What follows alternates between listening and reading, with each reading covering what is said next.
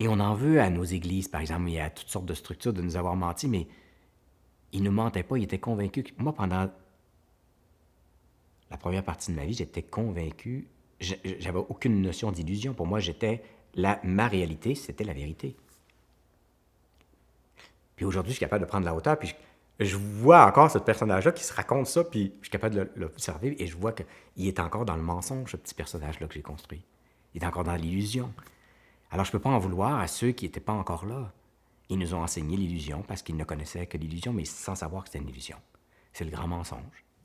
Alors moi, j'ai dû me pardonner parce que je ne savais pas ce que je faisais.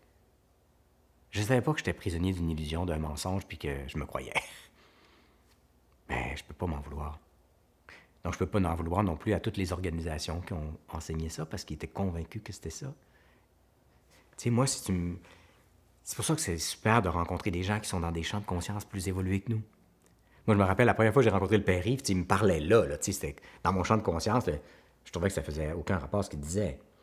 Mais, comme la conscience, pour moi, pure, complètement pure, est déjà en moi, dès qu'on est toujours là, c'est juste qu'on a mis bien des filtres entre moi et la conscience, que là aussi, il y a deux philosophies. Il y en a qui disent que la conscience évolue.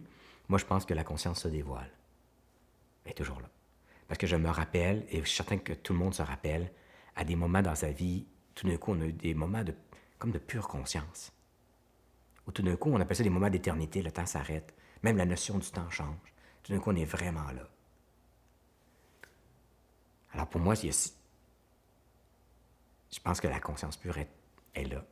Et quand le père Yves, lui, me parlait là, puis je me disais, hey, ma stratégie à moi, c'était de dire que ça n'a pas d'allure, puis c'est quoi cette affaire-là, etc. Parce que il y a une partie en moi qui sentait que c'était tout à fait vrai ce qu'il disait. Mais j'étais incapable de contenir ça à ce moment-là.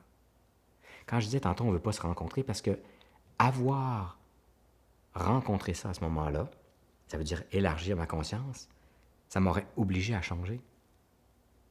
Moi, je voulais devenir numéro 1, puis à Déco-Canada, avec 11 000 employés, puis je voulais pas changer ça.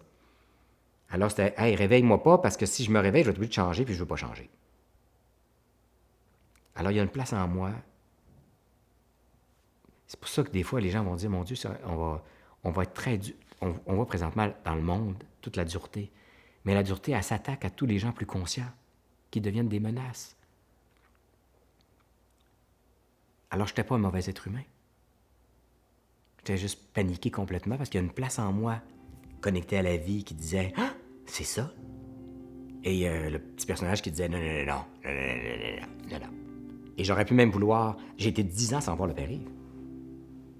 Et c'était une menace. Puis aujourd'hui, j'étais avec lui, on est dans la joie, on rit tout le temps. Mais bien sûr, la journée où tout d'un coup, ce qu'il m'avait dit m'est apparu la vérité, en tout cas, ou plus, que j'ai quitté l'illusion, ben c'est sûr que ça a changé ma façon d'être. Ça n'a rien changé de mon quotidien. Mais ça m'a changé ma façon de traverser la vie. Mais j'ai pas changé de job, j'ai pas changé de chum, j'ai pas changé d'enfant, j'ai pas changé... Je continue à aller faire mon épicerie tous les jours. Il n'y a rien qui a changé, mais ma façon de traverser la vie a changé.